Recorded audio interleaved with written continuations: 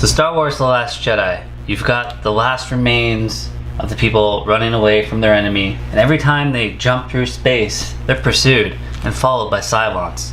Oh wait, sorry. So Star Wars The Last Jedi. So you've got those remains of people that every time they jump, they're followed by their enemy, the First Order. That's what it is. Yeah. You sure we got the right series now? Yeah. Okay, good. Okay. Tied on a string indeed, General Hux. Well done.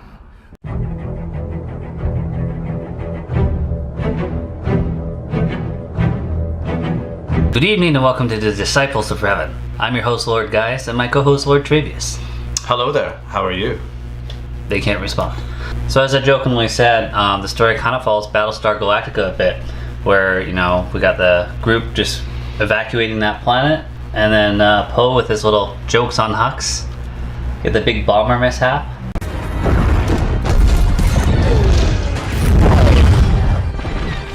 Yeah, we didn't know at the time, but Rose's sister sacrificing herself at the end. Mm-hmm. All the bombers did. Mm-hmm. Is there like a more effective way to drop bombs? There has to be. And obviously the one plot hole being pointed out there with the no gravity in space, they must have had some kind of homing devices to attach magnetic themselves. or something. Yeah, yeah.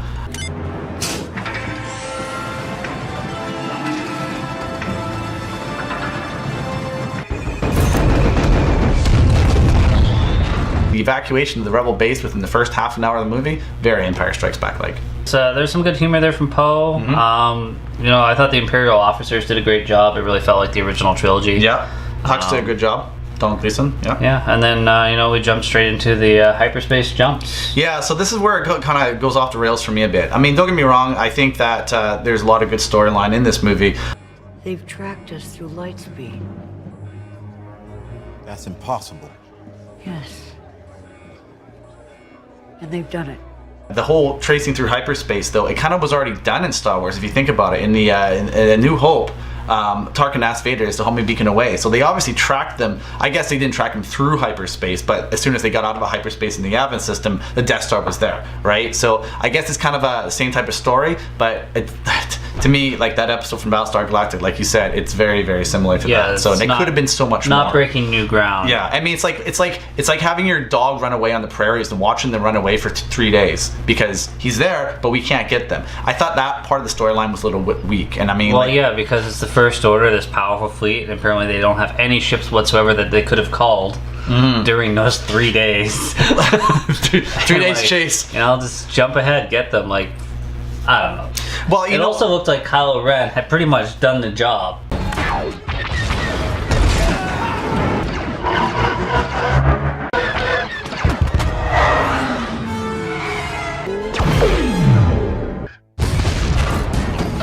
Pretty much, and then they're like, "Pull back, we can't support you. I'm done here." Well, that's what they said there. It's like, oh, you know, we're going to, we can't support our ships that are there. But I mean, you can send how many thousands of TIE fighters would they have? You keep bombarding that ship with TIE fighters, or any of the ships, they would have won. They blew up half the Resistance TIE fighters when they blew up the hangar bay. Maybe the First Order isn't like the Imperial Navy in that. Maybe they have limited resources. Maybe they really like care about their pilots' lives. Maybe, yeah, it's very possible. But that middle part of the storyline, I actually found was kind of weak. Yeah. Yeah, and then we get the little side missions with Finn. I did think that side thing was kind of like, okay, you know, if I'm a First Order commander, I'm seeing a shuttlecraft go off, and I would have sent a craft after that or something like that. Like, why let them go? But I did like Canto Bight itself, but there was a lot of weird stuff that was happening there. I thought it was too much like a casino here on Earth. It was like Ocean's 11. There wasn't enough aliens, and like there's a couple of cute ones, but you barely saw them. Mm-hmm.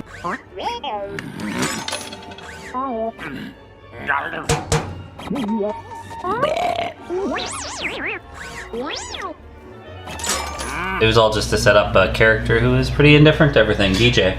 DJ, don't join. Yeah, I didn't mind. What's his name? Benicio del Toro. That's his name. I didn't mind him. I thought, though, he wasn't really essential to the whole storyline. I thought his character could have been played better. I thought the best part of him was just telling Finn at the end or whatever. It's just like, they blow you up, you blow them up tomorrow, because, you know, it is what happened. Mm-hmm. I can do it. But there exists a pre-do-it conversation about price. Once we're done, the Resistance will give you whatever you want. What you got deposit-wise? The whole Canto Bight storyline was kind of, like you said, indifferent. But then we move on to the last kind of third of the film on the planet Crate. Now, if you want to say Empire Strikes Back, this one was pretty much a carbon copy of it. You have rebel speeders going after these walkers that, you know, barely were effective on them. In fact, I don't even think they fired a shot. I don't believe they fired a single shot. Yeah, and they actually took each other out. Yeah, they kind of did. So I thought, well, you know what? It was kind of cool, but they had all those troops in the trenches and everything like that. I don't think they fired a shot either. I thought what I really liked about that was the Gareth Edwards like cameo there. Salt. Ground forces incoming. Copy that. On our way. Because right away I'm just like, cool. I missed that. I liked it. He gave a look and everything. I'm just like, it actually stood out to me, and it wasn't like it stood out and took me out of the movie. I was just like, that's cool. I thought the whole premise of Crate, the planet and the big shield doors and stuff like, and the battering ram cannon was pretty cool. Death Star technology, right? Yeah, I wish somebody said they hate salt. Yeah, even Finn on Crate there, like I thought that was a good end to his little story arc. Because here's a guy that was running all the time in the first one, and now he's actually trying to solve the problem. Mostly it's selfish just to save Rey, but at the end it was just like to strike down the First Order. He was willing to sacrifice himself. And then we get that stupid unrealistic part where Rose has to crash into him. Like, how'd she catch up to him, for one? Because she turned around. And for two, why are they still alive if they're right in front of the enemy? Well, I don't think that the First Order thought their ships were of any significance whatsoever. It's like... Why'd they send TIE fighters out at them? Whatever. I mean, these things aren't going to make a dent on those walkers, right? So, you know, air support is probably the most important thing when it comes to destroying craft. But the walkers are there to pretty much decimate the rebel base. Look, I'm not a Resistance hero, but it was nice talking to you, Rose. May the Force be with you. He woke up, he wanted to know where Rey was, which was good. That connection was still there. He became a little bit scared, so I guess he was looking for Rey when he was going to leave, but then he met Rose, and they actually had, I think, decent chemistry for the most part. I'm not a fan of her, but you know, their chemistry was okay. I didn't like her episode 1 dialogue line there, you know. Tell me. That's how we're gonna win. Not fighting what we hate. Saving what we love.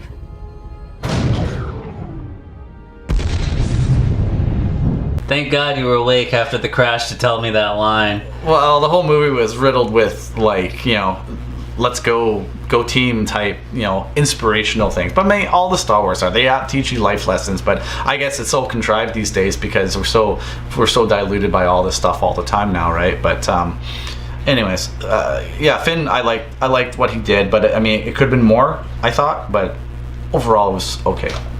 Yeah, well, his tag team buddy there, Rose, I mean, she brought like a whole different kind of character to it because she was a tech person, but we never really saw her do any tech whatsoever. Well, that's the thing. She's a tech person, then they throw her into a speeder.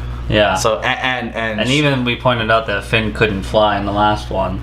But yeah, okay, he had some trouble with it, but he was still flying. Yeah, he was still flying.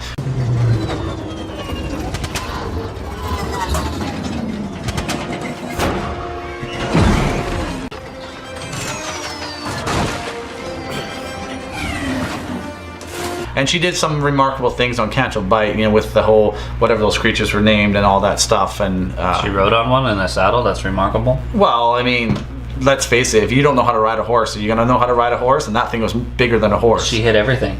That's true. Her first time driving one, she hit everything. Yeah, that's and you're true. trying to give her props.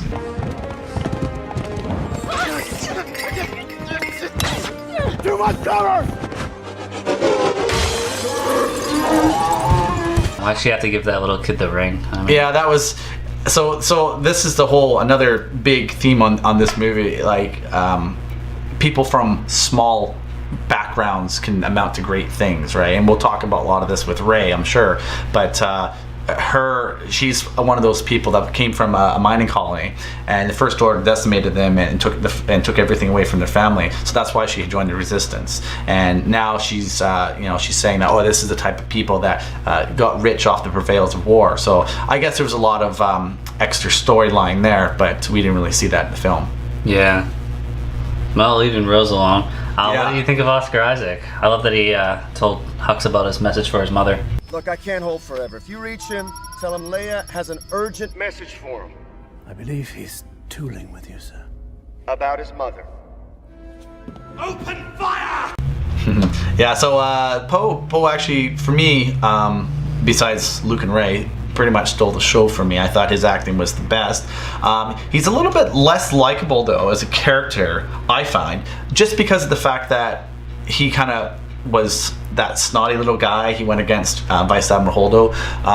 Although at the time we all thought that she was psycho too, but when it came to when we got to know that she was doing it for a reason, he became a little bit, shit. Well, was Poe wrong? I'm pretty sure they did pick off the transports pretty easily.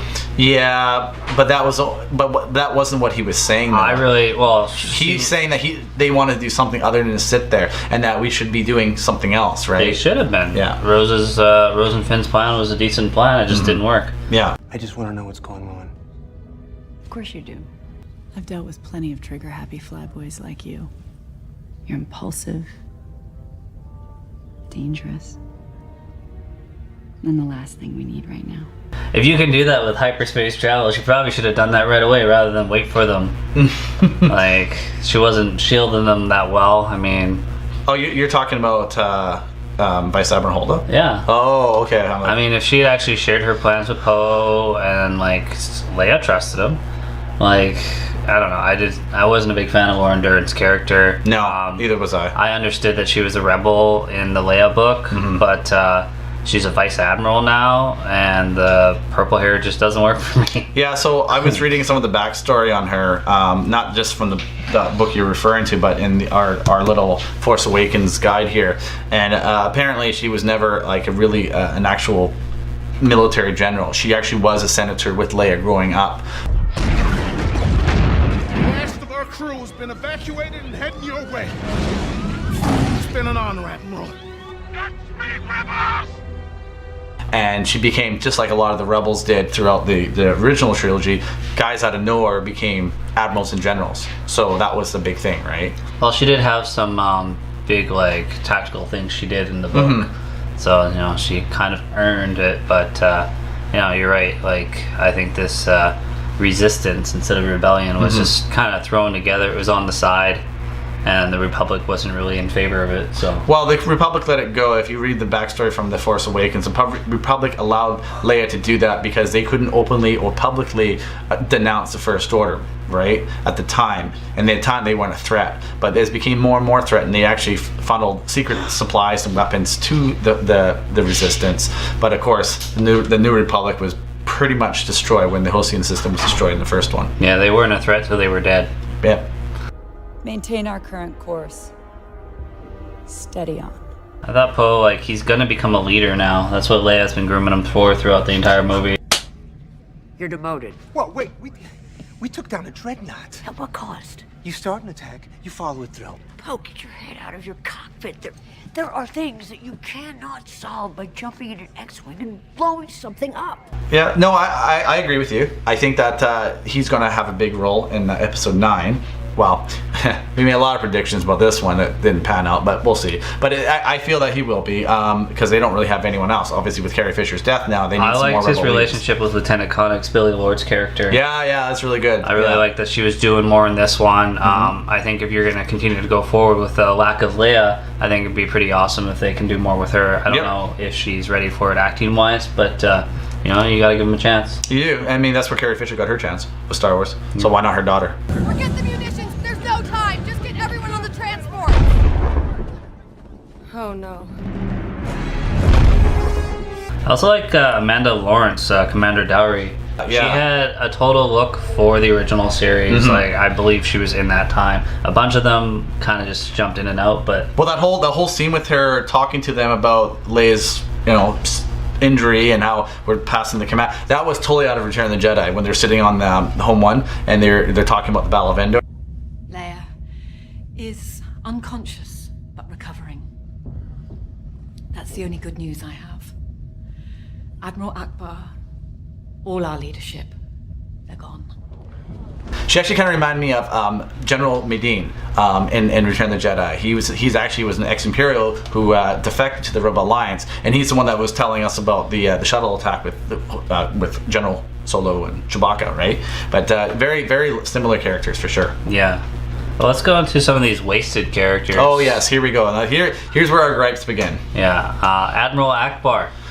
Oh my God. Why even put him on there if you're just going to kill him off? What an inglorious death for one of the Alliance's, I would say, the Alliance's best strategic military commander. The Admiral Akbar was supposed to be the man to it was him who won the Battle of Endor. He was such an important character that they actually added him in Clone Wars. Yeah, and he brought, and then for him to just be vaporized like that in the blink of an eye, and that's it. Like, what there was no point for it. No, there wasn't. I was very disappointed with that. I mean, he could have gone down some other way. You know what? I think it would have been cool for him to take that ship and blast it through Snoke's ship. That would have been a very glorious death. Not building up this Holdo person who we don't even know about. That actually would have been a lot better. It's a trap! It's a trap! It's a trap! It's a trap! It's a trap! Yeah, no, I agree totally. Moving on to Phasma. Wow. Oh, poor Phasma. I really like that Hux congratulated her on the capture of them. Yes, it was Phasma. I understand there's some deleted scenes where they're like snooping around a bit, but I'm sorry, Phasma, once again, maybe she had hunted them on Canto Bight 2 or something. She did nothing this entire that's kind of far-reaching. And in fact, if you look at her character, it's funny because they are posing her as this character. Like, if you look at a lot of the displays for Star Wars for this movie, she's one of the background figures for a lot of it, and even the last movie. And she had hardly anything to do with the last one. And now this one, it's even worse. Well, it's not worse. She had a little bit more. She had a decent fight scene, but that's it. And you saw, what's her name, Gwendoline Christie? Yeah. You saw her face like with their helmet broken open, but that was it. And you then saw her eye. Yeah, and then she just falls into oblivion, this big fiery death. So I don't really get why they were playing that character up. I really don't. That was very disappointing for me. Well, I thought they included her and people like Laura Dern because they wanna push that females can be just as powerful in these good positions. Welcome to Disney. But, well, yeah, no, that's what they want to do, but I think they failed at it. And I got no problem with that. But you're right, they did. Oh, we saw. You haven't watched Game of Thrones, but when you see Brianna Tarth like holding her own, and she actually beats the Hound, who's like this big badass, like.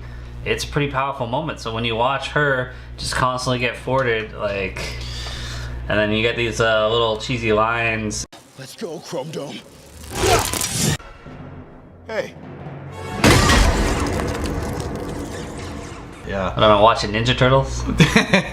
Well, you mean I've always liked the costume and the Chrome Trooper look and stuff like that, but really, like, what's so special about her, right? And I know that there's a Captain Phasma book, which is in our Star Wars Insider, which tells us about it, and how she came to be in the First Order and everything like that. But then they just killed her off, and I don't really understand it. It's kind of a wasted character. Yeah. Well, and speaking of wasted characters.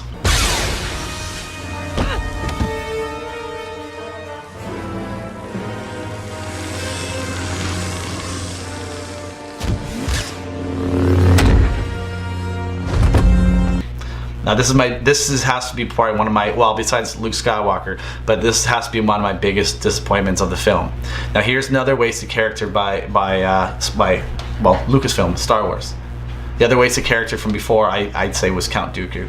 I mean, Dooku could have done so much more, and they really played him up in the Clone Wars. The stuff they did with Dooku in the Clone Wars and in the books was really good. And then they killed him off within the first 5 minutes of Revenge of the Sith. Yeah. And that's George Lucas, so we can blame him for everything. But that was his story. Now with Snoke, I mean, come on. I mean, this guy. The fan theories that were out there. Where does this guy come from? Who is this guy? What is this point of him? The fan theories don't matter. No, they don't. Movie. And I think that's a lot of people's disappointment with the movie. With this movie, all the fan theories weren't happening.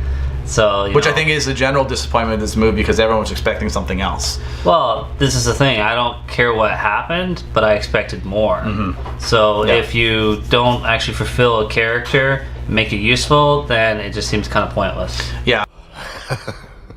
Young fool. It was I who bridged your minds. We were all hoping for some kind of fight between him and Luke. Like, we even talked about in our prediction review. And there's nothing there. And even, he didn't fight Rey even. Like, he just took Rey and... He sat down the whole movie. And yeah, and he threw her around like a rag doll. And that was it. That's what power. He really didn't. Well, he did have that one lightning blast to Kylo. I liked him in the beginning where he's just like, hey, Kylo, like, look what you do. Yeah. You can manipulate these people, and then he goes on to manipulate Kylo the same way. Mm-hmm. Like, there are some good dark lessons in that. Oh, absolutely. And then, then it's just like, cool. Mr. Powerful knows everything, and it's not even like that'd be fine. That'd be fine if he's just so overconfident that something happens to him. But it was just so on the nose, and it's just like, you're beating me over the head with this metaphor. Yeah. Oh, yeah. I can predict everything my apprentice does. He ignites it and kills his true enemy. That just reminds me of Anakin, though, when he's just like, I can predict everything going on in that room. I can sense everything going on in that room. Trust me. It's too risky. Besides, your senses aren't that attuned to my young apprentice. And yours are. Possibly. Yes, I agree. It was one of my biggest disappointments of this film. I was expecting him to be something like, now, who's the bad guy? Like, who's the main bad guy? I know it's going to be Kylo Ren, but First Order and Kylo Ren. But it doesn't make any sense now. They did say Snoke has another apprentice, but again, that's information we need to be getting in the movie. But that's the thing. Where's the big picture here now? Where's the big picture? At least with Palpatine, he was creating the Empire. He was prolonging the Order of the Sith. He wanted to take over the galaxy.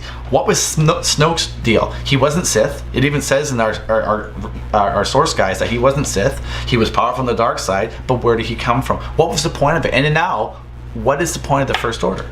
Like, obviously he was in control of it. What is the point of this First Order besides trying to conquer the galaxy? But I mean, what are their ideals?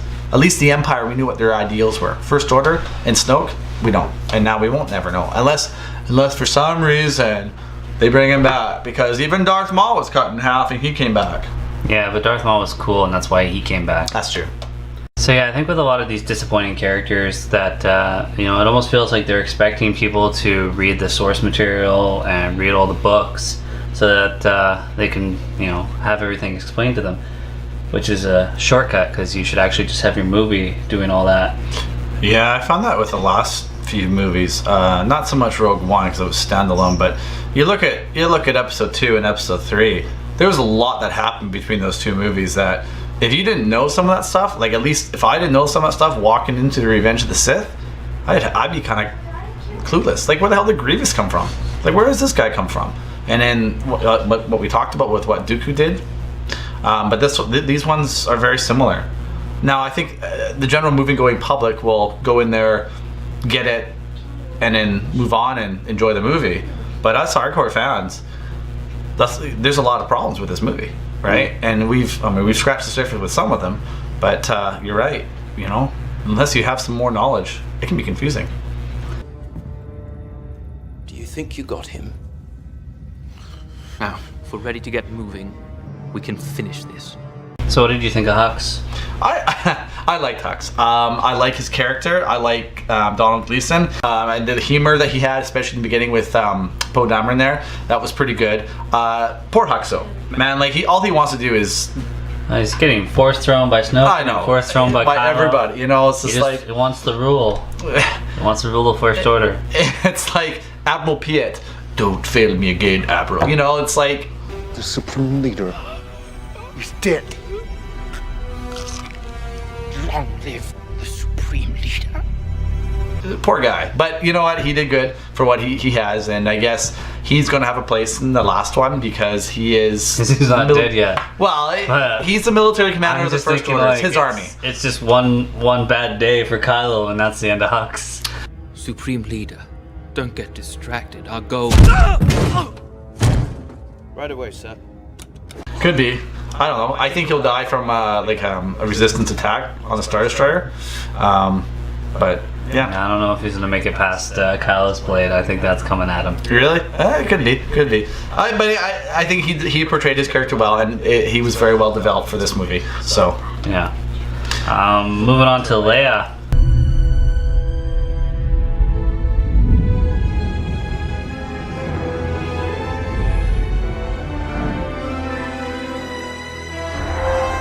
I mean, I could have done without the floating in space, Mary Poppins style. Yeah, so, I mean, again, a lot of people had a problem with that scene. I didn't so much, just because of the fact that I know what Jedi can do, and I know that we don't see all the powers in the movies. And so for her to do that, she's got to be powerful. We don't know that she hasn't been trained, at least rudimentary enough. And she's powerful enough because she's Skywalker blood to do that sort of thing. Hell, they could have gone back and not given her any Force powers. Why would they go back and give her no Force powers? Because we never saw her use Force powers in the original. Yeah, that's fine. This thing has undercut a lot of this stuff. Well, you got 30 years between the movies, right? That's where Leia uses her Force powers, and Absolutely. none of that's canon. So they could have easily have undercut all that. Yes, but in Return of the Jedi... And if it wasn't for one Mary Poppins moment, they pretty much did. In Return of the Jedi, when Luke revealed that he was her brother... They were twins. I have it. My father has it. You want to call it the Force. My sister has it. Yeah, they're twins. So that's actually a line that Lucas changed to, like, that wasn't the original writing team didn't want that. Well, you know what? I know what people are saying about that scene, and although... Okay, when you get sucked up to space, your body implodes and you just, you're not going to survive very long. But I guess, well, what was that movie? It was... They're stealing from Guardians of the Galaxy. Yeah.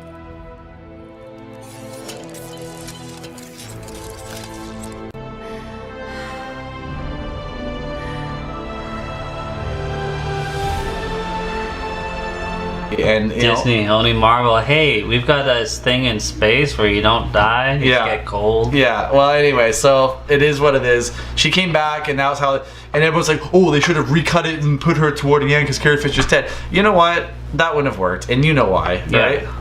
No, you would have lost out on all the connective tissues that she has later on, and why insult an actress's last performance by cutting it short. Exactly, and why she deserved that the whole movie, the length of the movie. So leave it at that. I thought her acting was a lot better in this one. But I think that's more to do with Rian Johnson getting more out of her. Well, Rian Johnson's, I still say he's a better. And also, she's a little less rusty too. I mean, she's a performer. All her life, but in Force Awakens I thought she was really dry. Yeah, I think, you know how they were saying this is the performance of her lifetime? I don't agree with that, but I agree with that. I like her in Empire.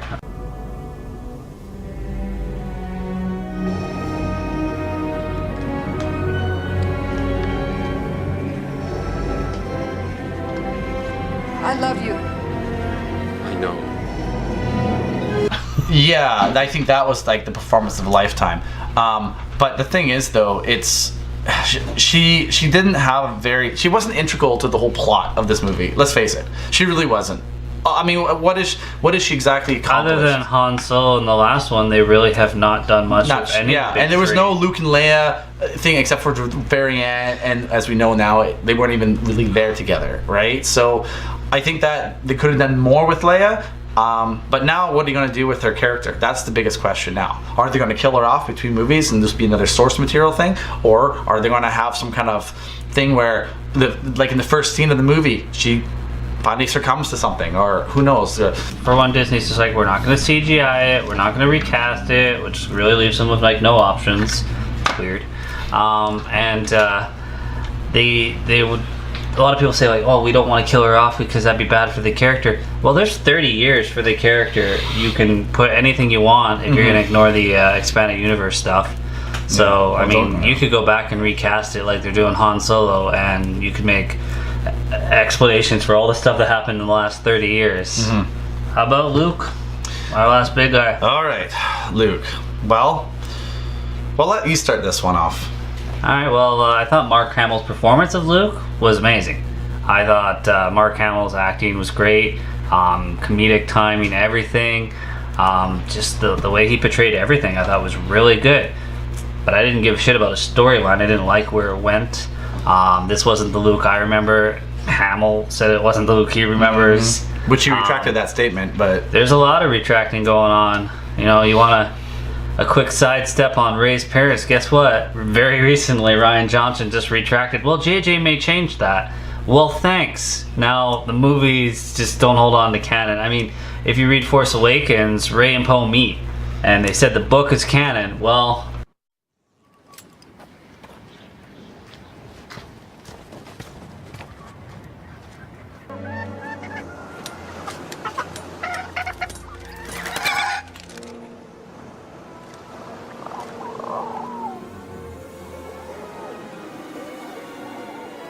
have been better. Let's face it, Luke was the epitome of a hero. He took a generation. It took a whole generation, won their hearts. He was the rebel leader. He was the guy that everyone was supposed to go after. I was waiting, just waiting on the planet Crate for him to show up in his X-Wing and start blasting the shit out of the TIE fighters or the walkers or something like that, right? I mean, of course we had the Millennium Falcon come in, so that was cool too, but I mean, come on. We were expecting more. He didn't even have his green lightsaber. He didn't even have like his old whimsical nature, except for toward maybe the very end. And I saw a few videos on YouTube trying to explain why he didn't have his green one, but it didn't really make any sense to me because even Kyle in his memory remembers the green one.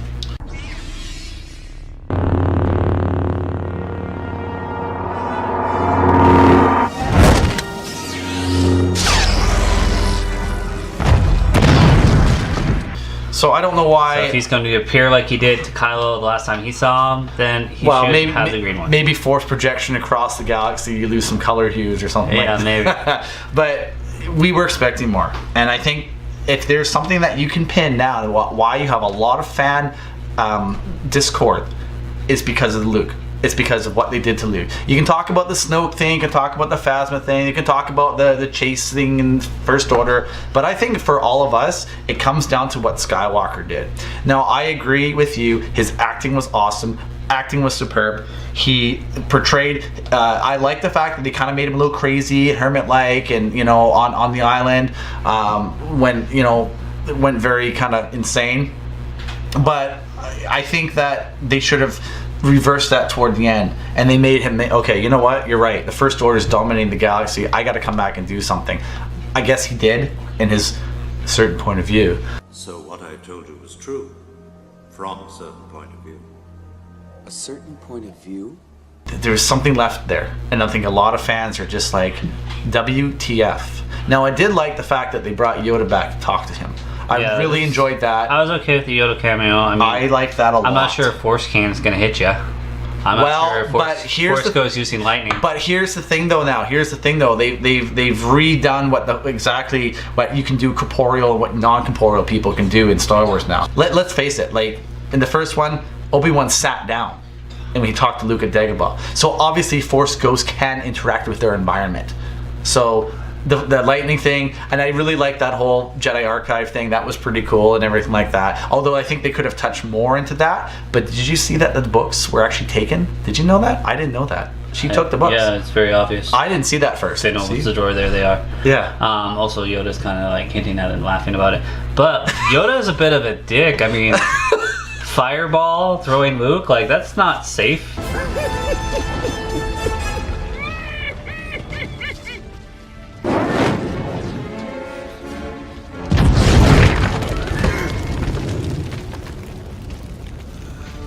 And Luke's hair would probably be singed, let's be honest.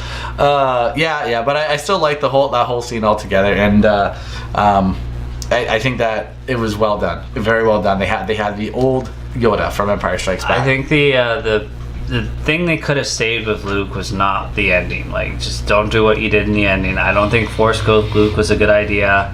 I think if he passed out and just like you saw him this kind of lying there, passed out, that would have been okay. But for him to become absorbed with the Force because he exerted himself too much or whatever they're saying it was, I think it was. Well, even Kylo said to Rey, like, you can't be doing this. You can't be Force projecting yourself. That would kill you. Well, Luke is the most powerful one, so he should be able to do something like that. But no, like, I'm just saying, like, for the future, I get it. Like, script was done, the movie was shot, but like, why would you kill Luke off? What is this, like, we're gonna kill Han off, we're gonna kill Luke off, and were they planning on killing Leia off in the next one? Like, that's just stupid. Well, here you go now. You got rid of Han, you've got rid of Luke, Leia is actually physically gone. So what people want, people want the old characters back and see these big adventures, but they're too old now. What people have to come to terms with is that now you have new characters, a new generation. It's Poe, Finn, and Rey, and Ben Skywalker, Kylo Ren. That's what this is about now. Well, we're gonna get a ton of Force Ghost Luke, I think. But oh yeah, absolutely. I mean, you can't write him out the script altogether, but it's not gonna be the same. But he's basically now, he's a Ben Kenobi to Rey. Well, there's got to be more, because she needs some lessons. At the height of their powers, they allowed Darth Sidious to rise, create the Empire, and wipe them out. It was a Jedi Master who was responsible for the training and creation of Darth Vader. And a Jedi who saved him. Well, that's what I didn't understand that last thing. And what did he say to Kylo? He said, no, I'm not the last of the Jedi, or something like that. Yeah, the whole Last Jedi actual name was kind of pointless because, like, Rey's going to be the last Jedi, and she's going to train Jedi. Yeah. So the title is a bit pointless. It is. It is. I think, anyways, I think they should have done more with this character. And the whole backstory, too. He should have been the one to resurrect the Jedi Order, I felt. How cool is his backstory when it's like, oh, I started the Academy, and I failed, and I went into hiding the rest of the time. Yeah, that's not cool at all. There's a ton of lore out there that they're, like, you know, calling obsolete. That's way better than all of that. Well, let's face it. And here's another big point. I like the expanded universe much more than what Disney's doing with Star Wars now. The stories in the expanded universe are a lot better. They're more detailed. They're more character driven. I know there's a lot of things people don't like about the expanded universe, but there's a lot of great books. Well, not all of them are good. But yeah, no. Well, it's like, don't get me into the new canon books. I mean, they're pretty dry, a lot of them. Well, and a lot of them haven't even touched on anything new. They're just rehashing old stories. They're rehashing the main characters and adding little tidbits here and there. I think the biggest character, kind of popular character that they've gone into detail with is Wedge Antilles, right? So, I mean, you know, do something different, but they're not. And I haven't been impressed with the stories. I mean, I'm not saying the writing is bad, just not enough there. And I know for a fact that these writers are handcuffed by what they're being told to say, and they have not filled the gap between Return of the Jedi and The Force Awakens whatsoever. No. They have not. And that's 30 years of galactic history right there, right? So who knows? Maybe the expanding universe is going to come back in some way, shape, or form, or at least parts of it, right? But maybe we'll get a bad TV version on Netflix soon, or I guess no, it'd be Disney Channel now. Oh yes, it was going to be Netflix. Yeah. Well, let's jump into Rey. We're already kind of talking about her.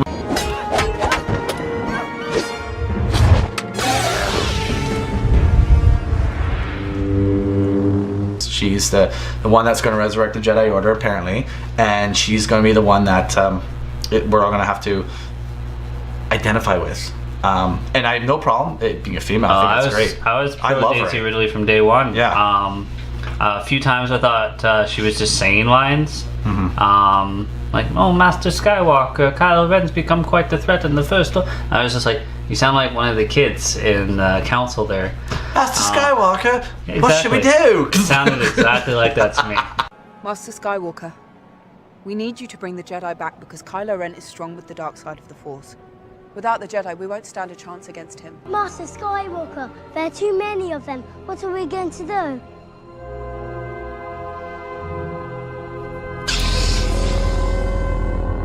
It's like outtake number 34. They used it instead of all the good ones. But other than that, I thought her acting was great. I like her character, but I think one of the biggest things we were expecting was explanations.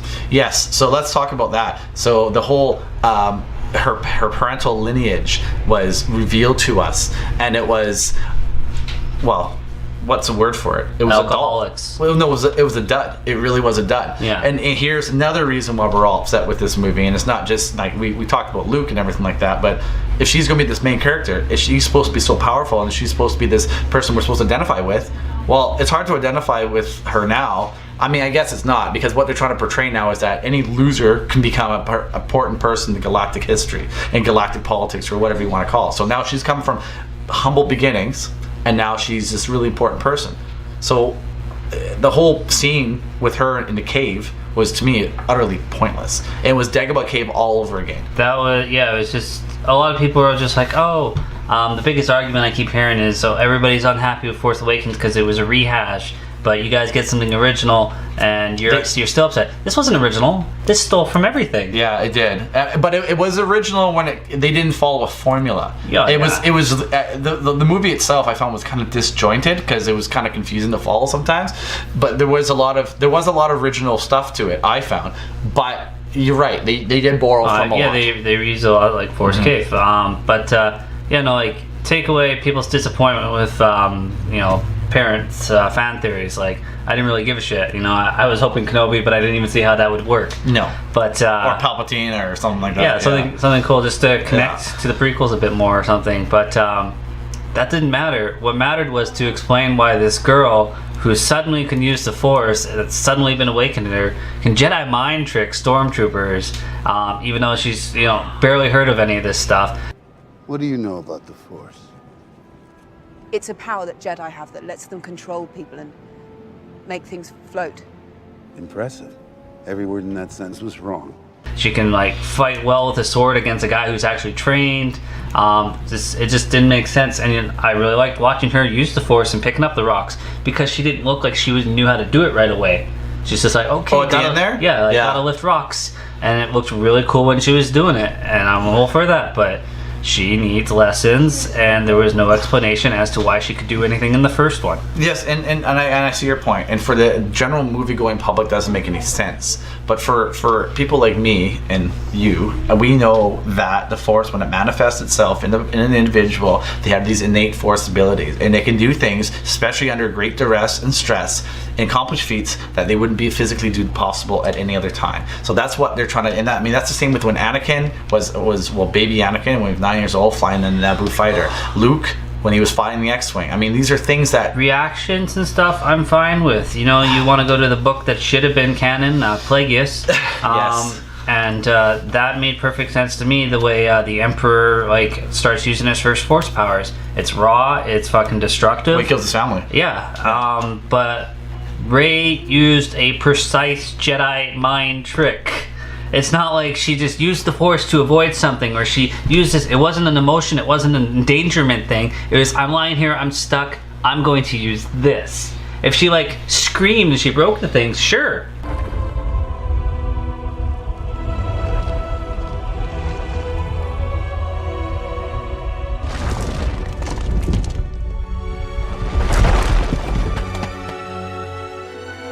I love that part when Luke tells her to close her eyes and reach out, and she actually does that. And he takes the fucking weed and you feel that? You feel That's the Force. That's the Force. You feel that? Yeah, that was some good comedy. There was a lot of good comedy in this. Some of it didn't fit. Some of it was all right. Yeah.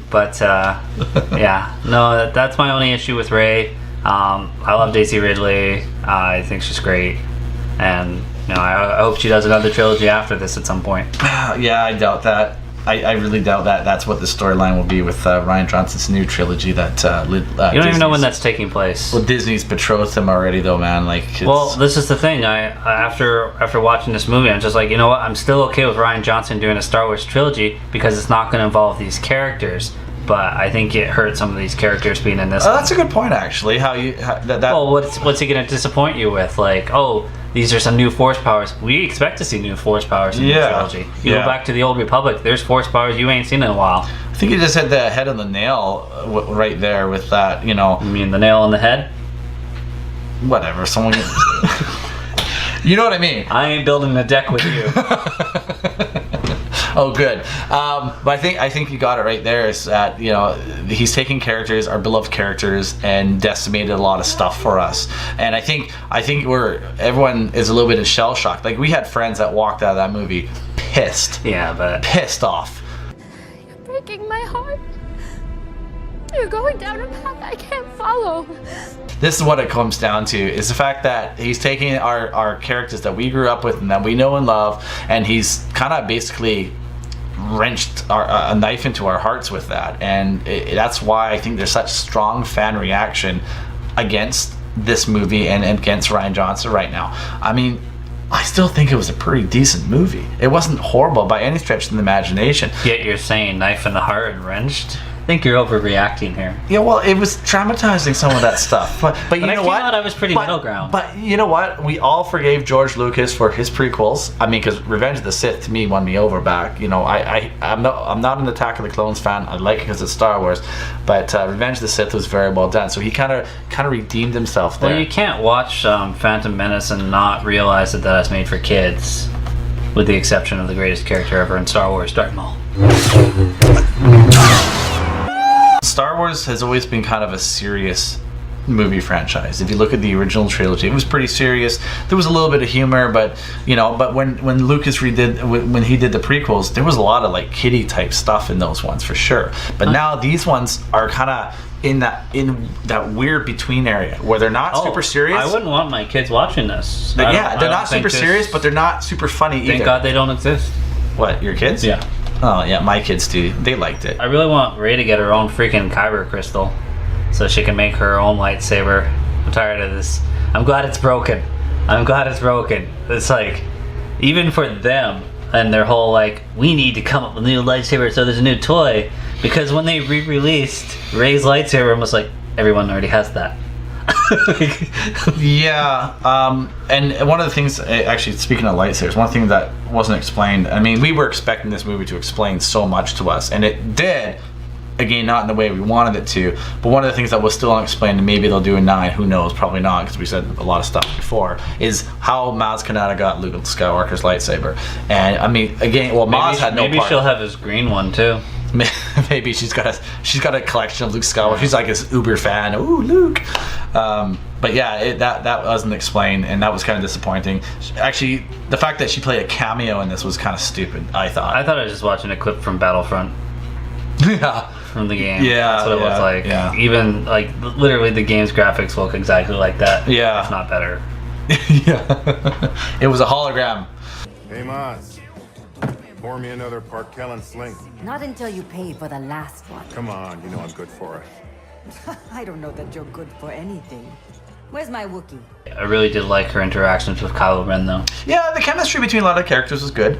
Finn and Rose was good, but yeah, Kylo and Rey were probably the best pair, to be honest. They were fun. I love the way they found a way to put them together, even though they were far distances away. Yeah, and that's another new Force power. The Force kind of projection. Well, I guess Luke did the same thing, but this one, I guess they're kind of meeting halfway or whatever like that, and we get revealed that it was Snoke that kind of pushed them together in a sense too, right? So that was kind of interesting, and the humor between the two was pretty good too.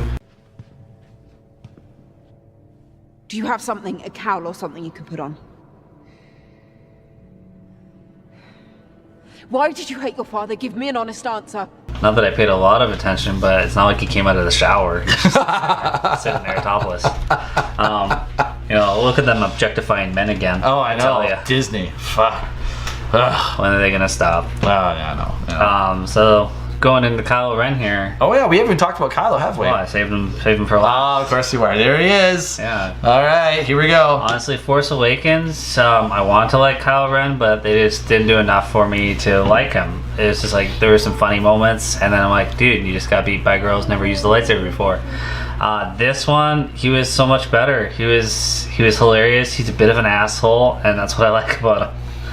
It's just like, and he also like he doesn't hate Rey. No, he wants her to join him. Yeah, and I think a lot of people's disappointment and like even went against my predictions. Yeah.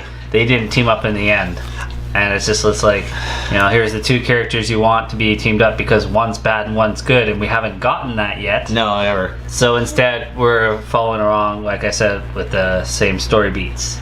Your parents threw you away like garbage. They didn't. They did. But you can't stop needing them. It's your greatest weakness. Kylo Ren is funny because he's like a mini Vader, a person that's conflicted, but at the same time, there's a lot. The light is shining through with him. He's not dark, but he's not light.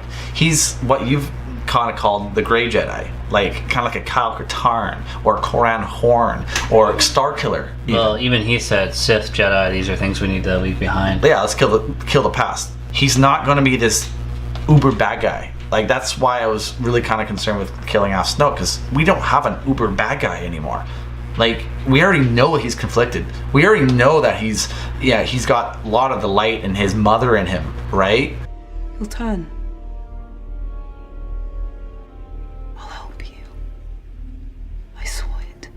That's why he couldn't pull the trigger to kill her. He sensed her. Well, he did offer no quarter at the end.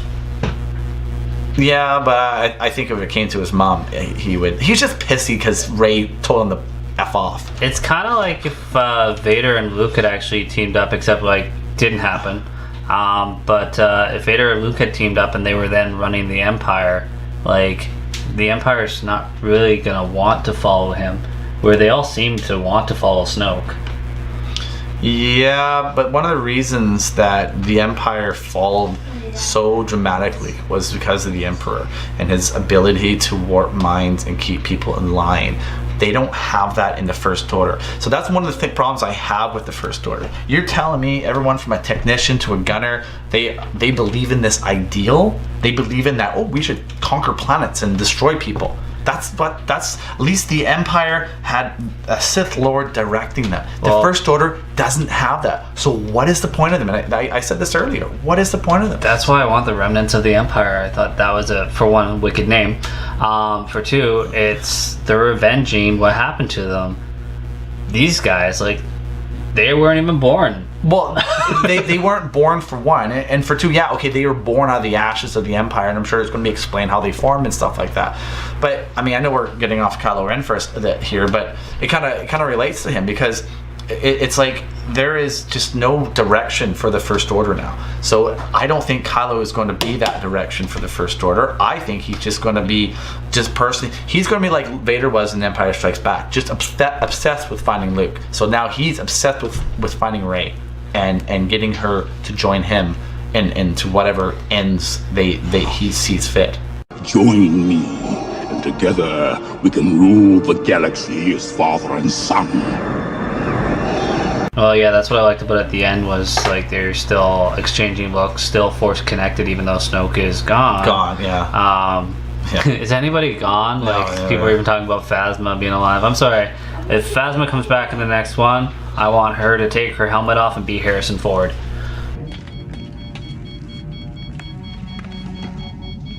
I did find Kylo, he's kind of whiny, not as whiny this time as he was last time. Well, if he wasn't whiny, it would be a really weird character change because very little time had passed. Well, it's like what, mere days? Yeah. If that. So, but I didn't mind him. I like you said, I like the chemistry between the two of them, and I like his hatred for Luke. That's actually pretty good too.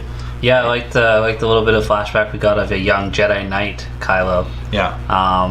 And I hope that everybody gets a better lightsaber. Mm-hmm. I want Kylo to get a working, even if he's gonna stick with the same blade, I want it working properly. Yeah, sometimes it doesn't work. It's like, why is this? Yeah, like get a working one, and then Rey I'd like to see have this teal sham like double bladed. Yeah. I did like the fact that he destroyed his helmet because I thought the helmet thing was ridiculous. That was such a great scene when Snoke's like, take that ridiculous thing off. Yeah. There it is. You have too much of your father's heart in you, young Solo. I killed Han Solo.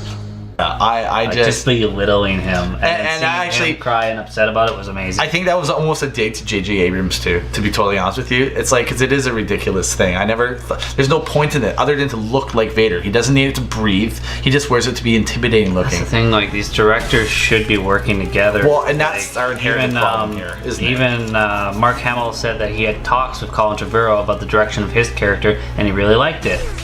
I'm guessing those directions changed because Kathleen Kennedy ditched Colin Trevorrow. Well, yeah, they got rid of him, but like, Luke's like Force Ghost now, so like obviously the directions changed. But like, yeah, JJ, even Rian Johnson's coming out and saying like, oh, he may change that about Rey's parents. Like, yeah, and that's the problem with this trilogy. And you say what you want about the prequels, at least there was already pre-established storyline. There was a rough draft notes. There was somewhat of a storyline that Lucas had already penned together. He knew what episode 1, 2, and 3 were going to be like. This trilogy is very disjointed. What one guy does with it, someone else does with it, and now it's going full circles back to the original guy. So if although I know we have our problems with JJ, if he actually done all three of them, it may have made a bit more sense. Or at least let Rian Johnson complete it in episode 9. But now it's going to go from this to this to this, right? So I think they really should have sat down and hammered out a story. If it's a trilogy, that's what you're supposed to do. Yeah, I know. But yeah, like I told you yesterday, if JJ had done all three, I mean, if it follows the Star Trek formula, I mean, there would be twice as many lens flares in the second one, and the third one would be so blinding you wouldn't even see it. I don't have a problem with lens flares. They're kind of cool. Yeah. I guess there's... Okay, so we haven't talked about your favorite thing about this movie. The fact that Rey came from a desert planet and can swim?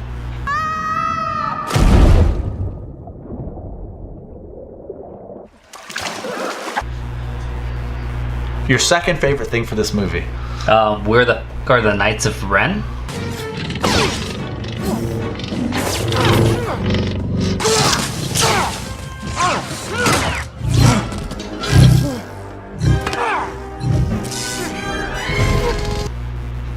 Your third favorite thing from this movie?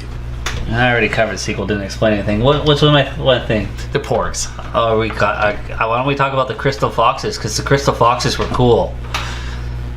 I thought the porgs were overused, and I thought it was cool that they used the porgs to actually cover the birds on the island. I thought they were subtle enough that it didn't bug. Although after you said that to me, I did notice them the second viewing more, but I didn't find them that annoying. They were everywhere, ridiculously. No. It was no. The worst. Okay, this is where they ruined it for me, because the little joke with Chewie eating the porg was fine. They flew off, but then they go right back down, and another porg is there.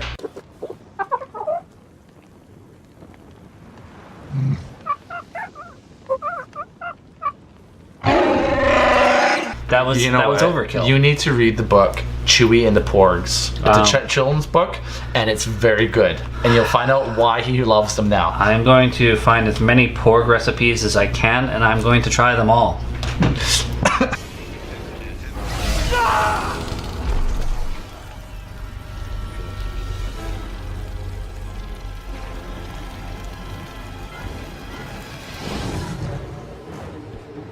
This is the thing. The Knights of Ren, there has to be some sort of backstory. We don't know what the backstory is. We don't know where they come from. I can go to Snoke put them together and put Kylo in charge of them. No, but did he though? We don't. Kylo Ren. We don't know that. Snoke, we won't find out. Snoke's dead. And you know what? I'm gonna bet you. Even you, Master of Knights of Ren. So he's their master. Yeah. So he did. Snoke probably said, "Oh, why don't you get your fellow Jedi students that don't like Luke and create that new thing called Knights of Ren?" That's all it is. I guarantee you. And they would be cool people to have fight Rey and fodder. Fodder. Yeah, they'd be the fodder for Rey. Oh, Banthapodu. Okay, yeah. No, that's having the Knights of Ren. It's not elaborating on the lights. Yeah, you don't have to give me a backstory. You could say one of them's I don't care if they're the Academy students, but like have them go out, have them kill some people, have Rey show up and defeat them. It gives us an extra action scene. That we are dying for some more lightsaber action scenes. Yeah, that's one thing this movie was lacking was. We got the Praetorian Guard fight scene, which was pretty cool. Yeah, that was. And nothing was cooler than when like Rey tosses Kylo the lightsaber. It's just like on off.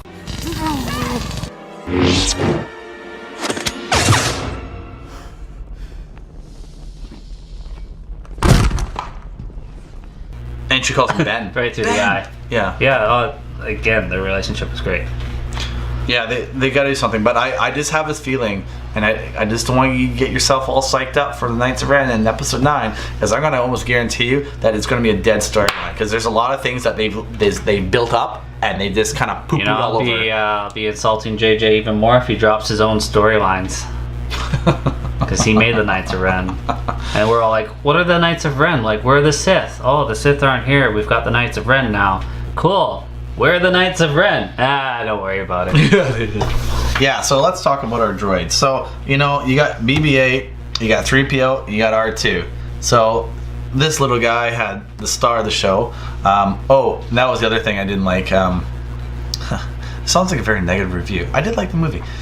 But the whole, I got a bad feeling about this, that line that was omitted. So, for those who don't know, apparently BB-8 said it to Poe in the beginning, and we didn't see it, or actually he was supposed to respond with another line about, I don't have a bad feeling about this at all, but they cut that line, so it doesn't even make sense, even though they said it was there. Anyways, he's supposed to have said it. Basically, they didn't put it in the movie, and Rian Johnson said BB-8 beeped it.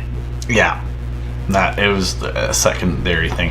Anyways, our good friend R2 had very minimal role. Nothing to do. It's just like, why have him in there at all? Kids with a Nintendo instead of an Xbox, like, oh, the technology just isn't cool enough for kids today, so we've got BB-8 who rolls. Yeah, I mean, I did like the nostalgic part when he brought in the holo projection. Oh, that was touching. That was, especially since that's how we remember Carrie Fisher, right? That was very, very good. Years ago, you served my father in the Clone Wars. Now he begs you to help him in his struggle against the Empire. I regret that I am unable to present my father's request That to was you. a cheap move. But my ship has fallen under attack, and I'm afraid my mission to bring you to Organa has failed. When 3PO was useless. I mean, oh yeah, well, he's just there for his usual jokes. It's not even funny. Like, 3PO actually had a point. When was 3PO funny? You know what? Maybe not so much funny, but he had some integral parts in the original trilogy. And so he's been in every Star Wars movie so far. Every Star Wars movie. Yeah, Rogue One doesn't count. Okay, well, they both had a cameo. But he had no point, really, in the prequel trilogy, except for, become a battle droid.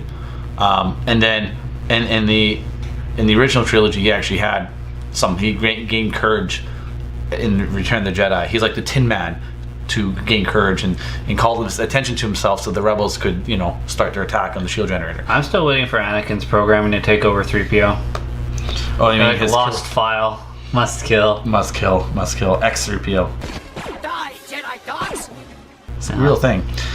So yeah, the droids. Yeah, I mean BB-8's great and everything like that, but I like. Yeah, I like BB-8, and I love the fact that he's kind of like Poe's pet. Mm-hmm. But I feel like they're leaving the other droids behind, and these are like robots we don't have today. Yeah. So they're still cool. Yeah. Very nostalgic. Mm-hmm. But yeah, no. Well, what's your final thoughts? So my final thoughts. Okay, well, here's the thing, guys. This is what Disney is giving us now. So we either like it or we don't. If you like it, great. If you don't, well, there's lots of things you can nitpick about it, but at the end of the day, it's still Star Wars. Is it the greatest thing? Do I like my expanding universe better? Absolutely. But this is what they're giving us. I really liked Rogue One. That's probably by far one of my favorite Star Wars movies.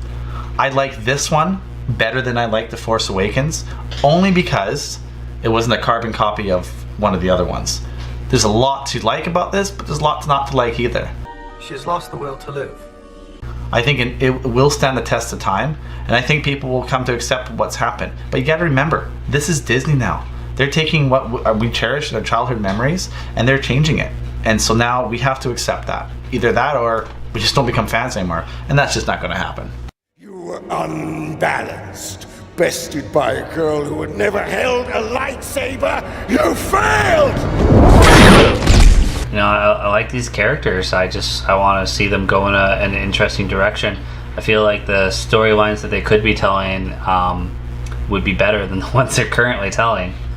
But you can always hope that they're going to get there. Where's Han? Really banking on an Old Republic movie at some point. Like, we're going to go into it because we've only got so many Star Wars movies to cover. But we'll start going into some of the movies we want to see, like a Starkiller movie. Even if it's not a Starkiller, Vader having an apprentice would be pretty fucking cool. Mm-hmm. A Revan movie, or something from the Mandalorian Wars, or something from the Old Republic. Yeah, something like that. But until this, I'm still looking forward to seeing it again. I mean, I'll see it another couple times at least. Yeah, in episode 9, I want to see what's going to happen with it. Well, here's the thing now, and again, on this note, if you want, I have less expectations for episode 9 now, because I had a lot of expectations for this one that it's going to. You say that now, but we're all some of us were disappointed with the prequels, and then how hyped were we for Force Awakens that it made $2 billion? Well, this one's already past $1 billion. Yeah, it's only 2 weeks in. Yeah, I'm just saying, we all got hyped, we all got over it. We're all gonna get over any disappointments we had with this. I remember having the same conversations with people when The Phantom Menace came out. Are you an angel? What? An angel. I heard the deep space pilots talk about them. They're the most beautiful creatures in the universe. And it's stood the test of time. It's probably the most vile Star Wars movie, but guess what? It's still Star Wars. It's not the worst one. No. That's Attack of the Clones. Yeah, I agree. Yeah. But no, Phantom Menace, nobody can really truly hate that because of Darth Maul. Well, thanks for watching, and we'll see you next time when we cover some more Star Wars videos.